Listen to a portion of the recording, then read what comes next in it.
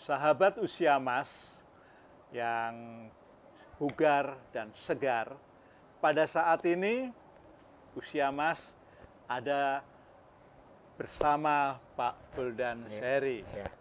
Beliau adalah orang yang terdampak gempa Cianjur. Boleh dikatakan sudah 1 bulan lebih beliau belum berani tidur di dalam rumah. Dan pada saat ini kami berbincang-bincang dengan beliau di dalam tenda bantuan Kemensos. Pak Buldan, ini terjadi di kampung apa, Pak? Kampung Cibinong, RT 4, RW 1, Desa Rancagong, Cilaku, Cianjur. Gitu. Gitu ya, Pak. Pak Buldan, tempat Bapak terdampak juga ya? Terdampak 95% hancur. 95% hancur. Lalu masyarakat di sekitar sini sendiri ada yang roboh-boh gitu, Pak? Yang udah Pak, udah memang roboh, udah nggak layak dihuni. Yang 95% itu, sedangkan yang lainnya sisanya macam rumah saya cuma retak, ya kan? Rumah adik yang di sana juga cuma retak, yang di depan jadi pokok utama juga retak sedikit. Yang kalau yang sebelah ininya ada retak besaran dikit, tapi masih bisa layak dihuni. Jadi ada sekitar 10 rumah. 10 rumah yang masih kelihatan layak huni dan kuat itu. Iya. Sekalipun layak huni rumah Bapak, Bapak sendiri belum pernah mau tidur malam di situ. Enggak, masih ada takut itu. Trauma itu kan ada getaran, sebab ada getaran dikit juga nggak kelihatan ngepelnya itu dari tembok itu. Itu ada gambaran. Jadi ada ketakutan proses itu. Jadi lebih baik ke tenda gitu. Itu aja gambarannya ada. Tapi memang ada rencana di bulan Januari, rencana mau meredam ketraumaan itu. Gitu. Mau meredam ketraumaan yang ada dalam diri gitu. Diri Bapak ya, khususnya ya. Diri saya sendiri dan diri istri. Sebab istri lebih histeris lagi kalau ada gempa gitu. Oh, lebih histeris ibu ya? Ya, ibu. Gitu ya. Oke, Pak Buldan. Ini tendanya cukup besar. Ya. Kira-kira untuk berapa jiwa ini? Yang di sini kan ibu-ibu dengan anak-anak. Jadi ada 13. Kalau yang laki biasa di luar untuk ronda. Gitu. Ronda ya. Untuk menjaga keamanan, coba motor kan disimpan di luar. Oh. Peralatan dapur kan disimpan di luar juga. Jadi keamanannya ada. Nah, jadi kalau ada yang nggak dikenal segala macam, paling pakai kenrengan, yaitu disuarakan. Jadi tidak untuk disergap atau tidak untuk diintai, tapi kalau ketahuan langsung kentreng supaya keluar dari kampung. Teman-teman ya. Teman dan jadi pada keluar kembali yang melakukan mau melakukan hal yang negatif. Nah, selama di sini kan tadi 95 warga di sini rumahnya dapat dikatakan hancur, rusak berat gitu. Apa yang dilakukan Pak Buldan pertama kali? Pertama kali yang saya lakukan pada saat gempa, dengan teman-teman yang ada buat tenda darurat dulu. 3 hari kemudian dapat bantuan dari Kemensos, dan saya juga berusaha menghubungi Mas. Artinya tadi Mas juga respon ada, memberikan bantuan. Salah satu yang paling berharga adalah terpalnya itu. Terpalnya, dan sebab itu terpal digunakan untuk tenda yang di belakang. Tenda yang di belakang di sini juga digunakan, di sini digunakan, tapi setelah di sini diganti oleh dari Kemensos, maka terpal itu diberikan kepada yang lain. Itu salah satu yang. Jadi kita saling ngebantu, segala macamnya ada. Gitu. Jadi untung pada saat itu terjadi, masyarakat kompak untuk membereskan situasi yang akan mengakibatkan dampak yang lebih besar, berat lagi, supaya kekhawatirannya itu juga berlebih. Maka langsung dibuatkan tenda segala macam yang ada, tenda darurat aja. Tenda darurat ya, yang dari terpal itu ya. Nah, jadi 3 hari kemudian baru ada dapur umum. Dapur umum 3 hari, hari ketiga. Hari ketiga itu dari Bekasi, Tangerang. Oh, relawan itu datang ke sini. Itu sampai 21 hari. 21 hari membantu di sini. segala sesuatunya dari relawan itu. Ya relawan itu. Jadi beras, sayur, Iya, lauk. iya, itu dari relawan itu. Oke. Gitu. Nah, oleh karena itu saya melihat di luar sana Nah, ibu-ibu ya. pada memasak. Ya. Itu mulai kapan itu? Dan kalau kemarin dari relawan itu langsung relawan itu yang memasaknya. Kemarin sebab dari relawan yang Tangerang dan Bekasi udah habis mungkin masa biayanya, maka dia berangkat dan mencari lagi. Ada lagi bantuan dari orang dari Subang. Dari Subang. Dari Subang Relawan juga. Cuma dari Subang itu tidak menyediakan yang ahli masaknya. Oh. Jadi dipersiapkan ke masyarakat yang ada di sana, di sini. Di sini dong, ya. Dibagi dengan 4 posko. Posko 1, posko 1, posko 3, posko 4, posko 3 bersatu dengan 4, posko 5 dan posko 6. Itu salah satu yang kenapa dibagi itu, sebab pernah dicoba memasak 600 kurang, ternyata waktunya cukup lama ya. Lama sampai 3 jam sampai 4 jam. Dengan kondisi seperti itu ya tadi.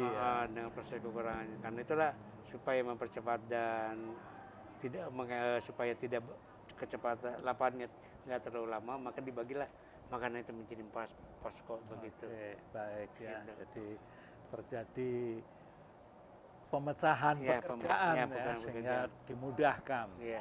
Cepat dibaginya langsung dari sini sebab dari donatur Tagana itu langsung di sini, dari sini langsung dibagi. Dipanggil salah satu aja untuk membawa yang akan dimasaknya itu. Iya. Berasnya segala macam lauk pauknya langsung diambil itu.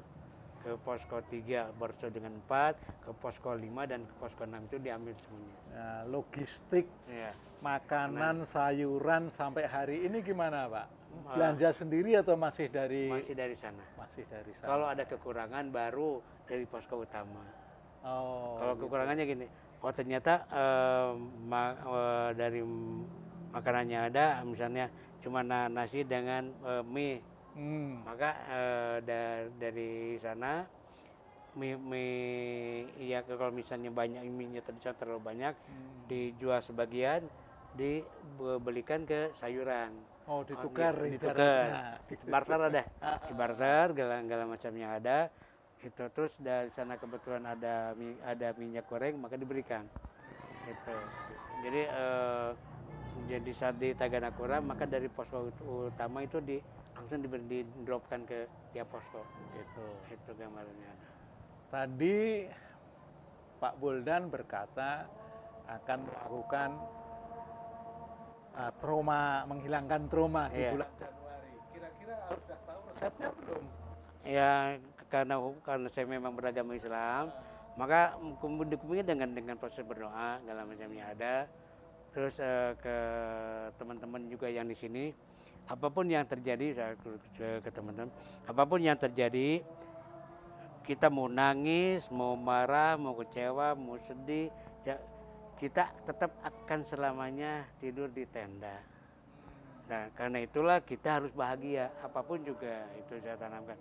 Kedua, mulai dari jam 7, ibu-ibu ya kan dan teman-teman yang ada di sini yang muda, silakan bekerja dari jam 7 sampai dengan ke sini lagi di jam 5 atau jam 6 maghrib. Supaya kalian dapat duit daripada menunggu informasi pemerintah uang itu akan keluarnya kapan. Supaya kita nggak stres tapi kita bahagia mendapat uang. Sebab kalau makanan kan kita udah di drop oleh pemerintah. Nah, yang harus kita lakukan apa? Kita dapat duit mungkin untuk laki, dapat duit untuk beli rokok dan beli kuota gitu.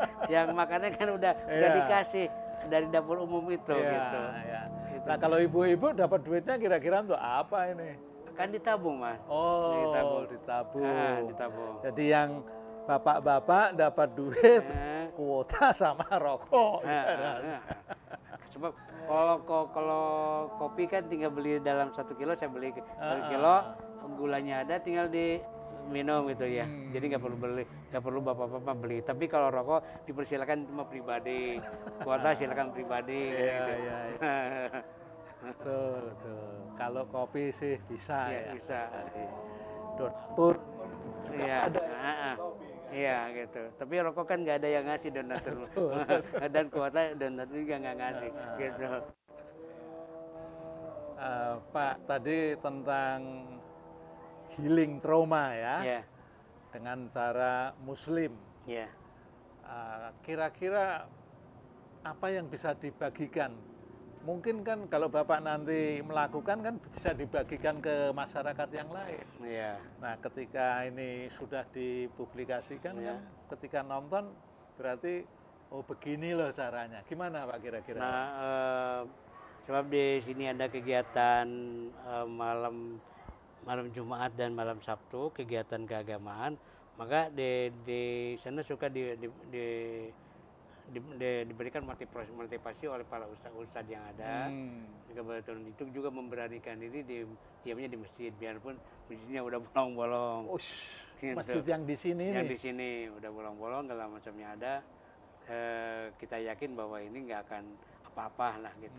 Sebab masjid masih berdiri dan memang pondasinya kokoh, cuma itu udah bolong sama sekali, ada rusak paling di pelestaran gitu. Jadi masjid itu masih digunakan, maka di sana proses sembuhkannya ngobrol. Oke Pak, sebelum saya mengakhiri ini, kira-kira pesan Bapak untuk teman-teman yang terdampak gempa Cianjur ini apa? Pesannya. Untuk ya, assalamualaikum warahmatullahi wabarakatuh. Teman-teman yang terdampak gempa Cianjur memang dasar sama sekali. Ya kita harus menerima apapun juga, kadarnya apapun juga. Yang penting kita memang kecewa, sedih, terenyuh.